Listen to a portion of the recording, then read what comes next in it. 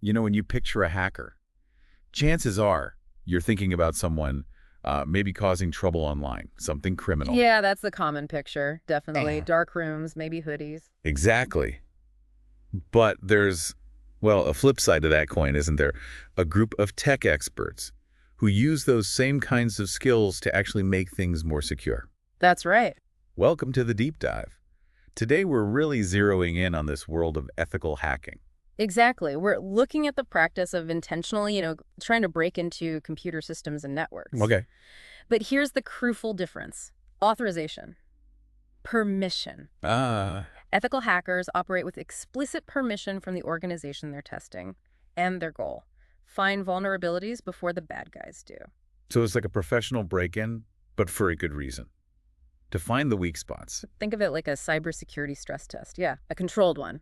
Okay, right. And it sounds like this isn't some tiny niche field either. I was reading that everyone from governments and major banks to, tech giants, hospitals, even the military, they're all actively employing ethical hackers. Oh, absolutely. It really underscores how vital this is. It does. I mean, thinking of those are the prime targets for cyber attacks, aren't they? They really are. And the consequences of a successful breach for them can be just catastrophic. We're talking huge financial losses, maybe compromised national security, or, sensitive personal data getting out there. Right. So ethical hackers are essentially a proactive defense mechanism. They simulate attacks, but in a safe environment to help shore up those defenses before a real attack happens. So, okay, if someone's listening and they're intrigued by this, maybe thinking about becoming one of these digital defenders, what kind of mindset do they need? It can't just be about being good with computers, right? No, definitely not. The source material talks about a specific blend of characteristics, and it's quite interesting. It's this mix of a naturally inquisitive mind with a really strong sense of responsibility.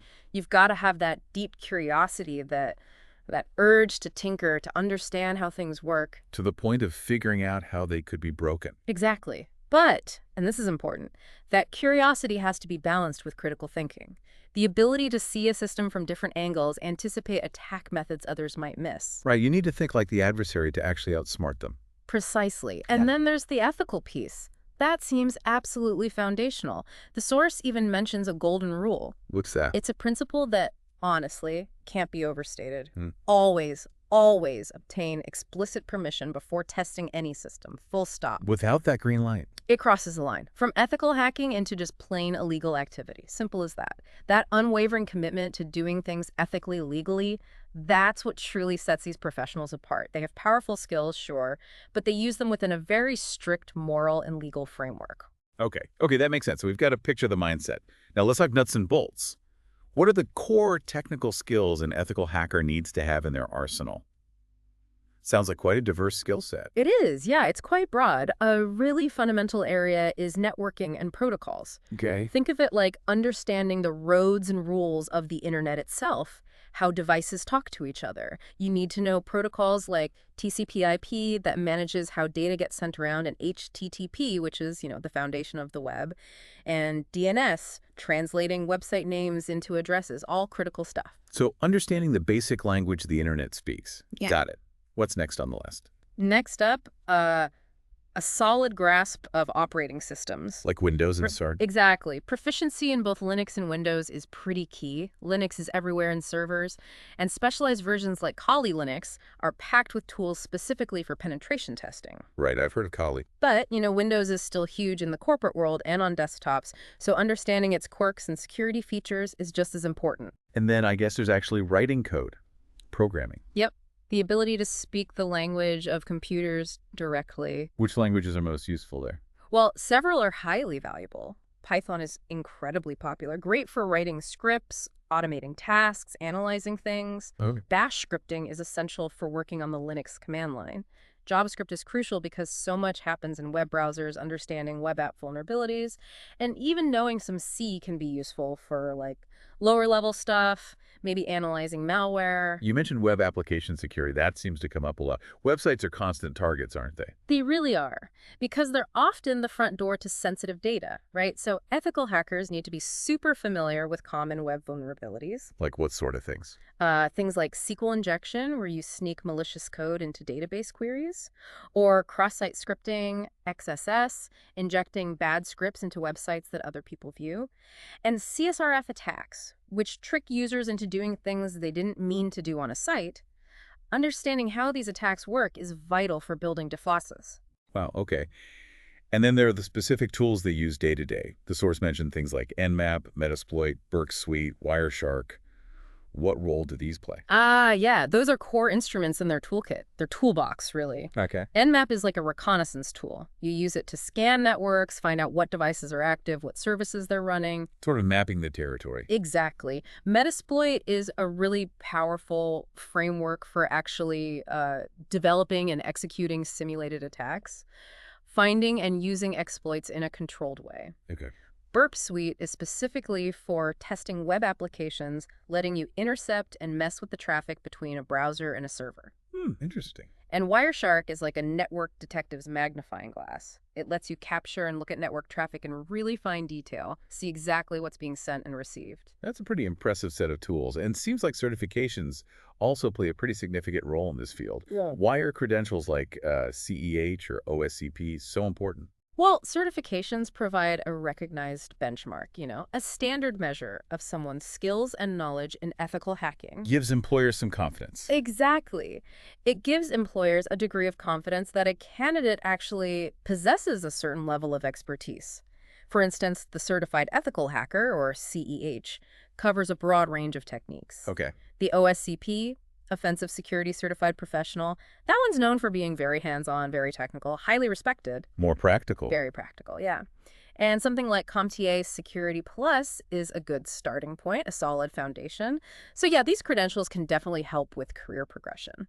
Now, with all this capability, understanding systems, knowing how to potentially break them, the legal and ethical boundaries, they can't just be suggestions, can they? They must be absolute lines. Oh, absolutely critical, non-negotiable. As the source points out, there's a great responsibility that comes with having these skills. Right. The number one principle always is getting explicit written consent before you touch anything. Any security testing requires permission first. And then? And then ethical hackers are obligated to report all the vulnerabilities they find, report them clearly, but without exploiting them for personal gain or, crucially, causing any damage. That avoid harm point seems obvious, but it's really crucial, isn't it? The goal isn't actually to steal data or crash systems, just to prove you could. Precisely. You're not there to create chaos. The objective is purely to identify weaknesses and then provide actionable advice on how to fix them, improve security. Right. And, of course, staying up to date on cybersecurity laws and regulations is also essential. These can change, and they vary in different places. It really boils down to that fundamental difference, doesn't it? Using skills for good versus, well, not good. Separating the heroes from the villains, as the source puts it. That's exactly it. Without that strong ethical foundation, the technical abilities become a massive risk, not an asset. It's the intention. It's the intention behind the actions and the strict adherence to those ethical principles that defines what ethical hacking actually is. So zooming out a bit, why is this field so crucial right now? Why do we need these ethical hackers actively probing our digital defenses all the time? Well, if we look at the bigger picture, it's fundamentally about safeguarding our increasingly digital world. Everything's online now. True. The source gives some really compelling examples. Preventing potentially multi-million-dollar losses from fraud or theft, protecting the confidentiality of patient health records, which is huge, Hugely important. and even defending against really serious threats like cyber terrorism or corporate espionage. The landscape of cyber threats is just constantly evolving. New attacks popping up all the time. All the time. New forms of ransomware, more sophisticated phishing campaigns. It never stops. So they're really in the front lines of this ongoing kind of invisible digital battle, acting as our digital guardians in what the source called a silent war. That's a really accurate description, I think. They're not just reacting after a breach happens, they're proactively working day in, day out to identify and fix vulnerabilities before they can be exploited, ultimately making the online world safer for everyone. It definitely sounds like a field where you just can't afford to stand still. Technology changes so fast, the learning must have to be absolutely continuous. Absolutely relentless. And what's particularly insightful, I thought, was the source's mention of the 1% rule. The 1% rule. Yeah, this idea of just striving for small, incremental improvements every single day, getting just a little bit better, learning one new thing. It's especially relevant in a field as dynamic as cybersecurity. If you're not constantly learning and adapting, you'll fall behind incredibly quickly. So what are some practical ways for someone in this field or wanting to get into it to stay sharp, to keep up? Well, the source offers some excellent suggestions. Staying informed is key following cybersecurity news outlets, blogs, research papers, actively participating in online forums and communities, places like Reddit, Discord servers, specific security forums, sharing knowledge, asking questions, Learning from others? definitely. And maybe most importantly, getting hands-on experience, but always legally and ethically, setting up your own lab environment, using capture the flag platforms, things like that. Right. It's that continuous cycle the source mentioned, trying to break things safely, Yeah. understanding how they're built, and then figuring out how to fix them. That's the core learning loop. It really does sound like a career path for people who are naturally inquisitive, Yeah. who genuinely enjoy tackling complex puzzles. It's not just about the tech skills. There's a strong element of strategy and, well, creative thinking involved. Absolutely. And, as the source concludes, while the technical prowess is obviously essential, the journey of an ethical hacker is also deeply tied to things like integrity, humility, and a genuine commitment to service and protection. So it's not just about being the smartest hacker. Not necessarily the most aggressive or the most, cunning in a damaging way. The most effective ethical hackers are often the ones who operate with the highest level of responsibility and ethics. That's a really powerful takeaway. It's not just about finding weaknesses. It's about the dedication to actually building a more secure digital world for everyone. Well put. So for anyone listening who's maybe fascinated by computers, loves a good intellectual challenge, this could be a really compelling path to consider. And that final point in the source about the battle being mental, that really sticks with you, doesn't it? It does. Maybe the very first step isn't even mastering code, but cultivating that ethical, responsible, critical thinking mindset. Which actually raises a fascinating question, perhaps for you to think about. Having gained this insight into the true nature of ethical hacking, what foundational mindset do you think is most crucial for navigating the complexities of our digital world today, whether you're a hacker or not?